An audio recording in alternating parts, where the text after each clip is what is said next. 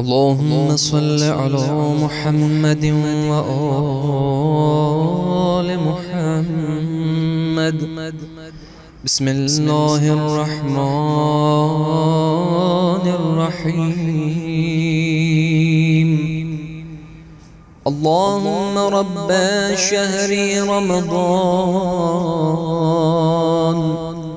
الذي أنزلت فيه القرآن وافترضت على عبادك فيه الصيام، صل على محمد وآل محمد وارزقني حج بيتك الحرام في عامي هذا وفي كل عام، واغفر لي تلك الذنوب العظام فإنه لا يغفرها غيرك يا رحمن يا علام.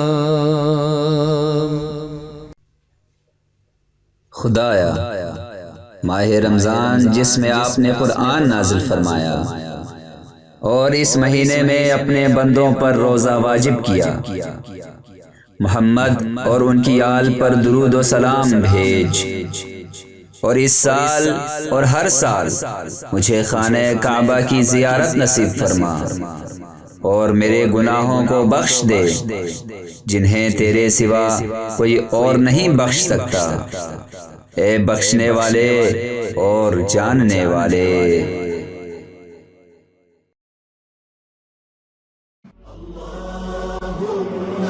صل وسلم وزد وبارك